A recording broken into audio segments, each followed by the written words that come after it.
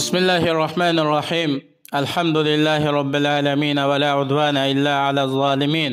الصلاة والسلام على رسولنا محمد وعلى آله وصحبه أجمعين. أما بعد. Assalamu alaykum va rahmatullohi va barakatuhu. Hurmatli ustozlar va qarindoshlar, biz o'tgangi darsimizda payg'ambaringizni to'ling degan tema ostida qisqacha dars qilgan. Bugungi darsimiz shuning davomi.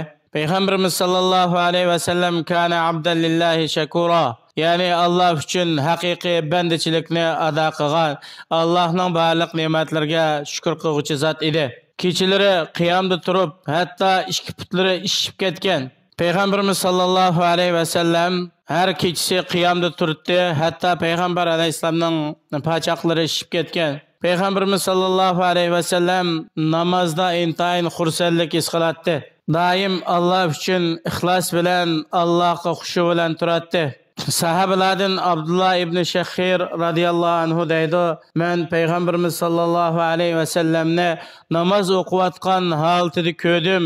Peygamber aleyhisselamning ko'ksidan yig'ining ovozidan cho'gin qaynaganga o'xshash ovoz chiqdi. Imom Ahmad rivoyat qilgan hadis.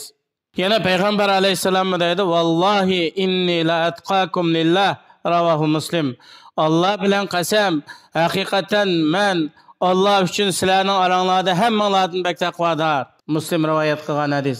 Peygamberimiz sallallohu alayhi va sallam Robbi Allah subhanahu va taolani naytibak ulug'laydi. Allah subhanahu va taolo bilan bo'lgan eng yuqori adab bilan Allohga muloqot bo'ldi. Allah igi bo'lgan, ya'ni o'zida yo'q, Allah igi bo'lgan narsani hargiz o'zi uchun da'vo qilmaydi. Allah subhanahu wa ta'ala Qur'oni Karimda aytadi: "Qul la amliku li nafsi naf'an wa la darra illa ma sha'a Allah wa law kuntu a'lamu al-ghayba la astakthartu min al-khayri wa ma massani as-su' in ana illa nadhirun wa bashirun liqaumin yu'minun." Ey Muhammad alayhissalam, ularga esladi. Men o'zim uchun Allah xohlagandan boshqa bir foyda ziyonga ega bo'lolmayman.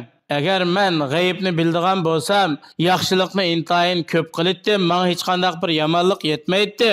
Men faqat Allohga ishonadigan, mening payg'ambarligimga ishonadigan, qiyomatga ishonadigan qavmni Allohning azobidan ogohlantiruvchi, Allohning rahmat jannatidan xush xabar berguchi. Bir odam payg'ambarimiz sallallohu alayhi va sallamning qishiga kelib, "Mashallohu va shi'ta" dedi. Har qanday narsani Alloh xolisa va sen xolisan deganda payg'ambar alayhissalom u kishiga "Aj'altani lillahi idla, qul mashallohu wahda", ravahu an-Nasa'i. Sen meni Allohga barobar qilmoqchimi?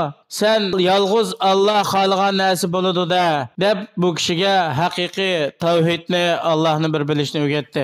Allah subhanahu va taolo Qur'oni Karimda aytadi: "Qul inni la amliku lakum darran va la rashada."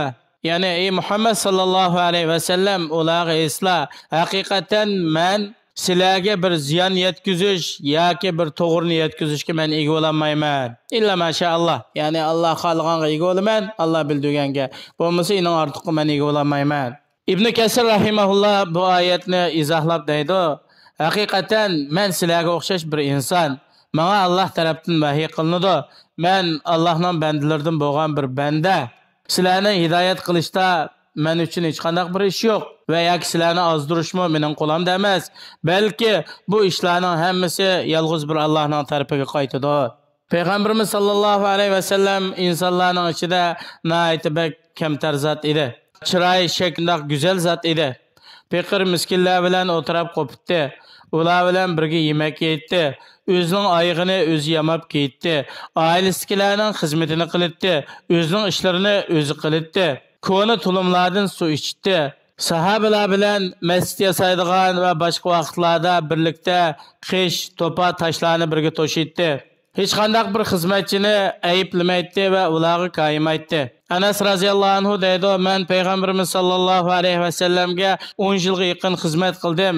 Men payg'ambar alayhisalomning menga bir qitimmi nima uchun manda qilding yoki bir ishni meni nima uchun qilmading deb meni ayibligini bilmayman." Muslim rivoyat qilgan hadis. Payg'ambarimiz sallallohu alayhi va sallam cho'nglarni ehtirom qiladi, kichiklarga kamtarlik qiladi. Agar ushoq bolalarning indidan o'tgandimi ularga salom qiladi. Peygamberimiz sallallahu aleyhi ve sellem bir günü Aba Umayr deb atildigan Anas radhiyallohu anhuning qarindishi bu bir kichik bola edi. U kichik bola bilan o'ynashib, "Ya Aba Umayr, ma fa'ala Nughayr?" Yani bu bala bir qushninki bolasini o'ynab ekan. Payg'ambar alayhisalom buningga chaqchaq qilib, "Ey Umayrning otasi, Nughayirga nima bo'ldi?" Ya buning bu qushi o'lab ketib, nihoyatda chiroyi tutuq tug'anligini ko'rib, Payg'ambar alayhisalom buningga shunday chaqchaq qilib qo'ydi. Buxoriy Muslim rivoyat qilgan hadis. Anas radhiyallohu anhu deydi, "Men o'zining oila bolalariga Payg'ambar alayhisalomdan bak mehribon, ko'yimchan bir kishini ko'rmadim." Bu Muslim rivoyat qilgan hadis. Payg'ambar alayhisalom nihoyatda bak kamtar zotdi. Faxr qilishdan, takabburlik qilishdan, cho'ngchilik qilishdan, o'zini boshqalardan cho'ng tutishdan eng yiroq edi. Payg'ambar alayhisalom doim shunday deydi: "Innama ana abduhu faqulu Abdullohi va rasuluh." Ravahul Buxoriy. Men haqiqatan Allohning bandasi, sizlar meni Allohning bandasi va Allohning elchisidirlar. Imom Buxoriy rivoyat qilgan hadis.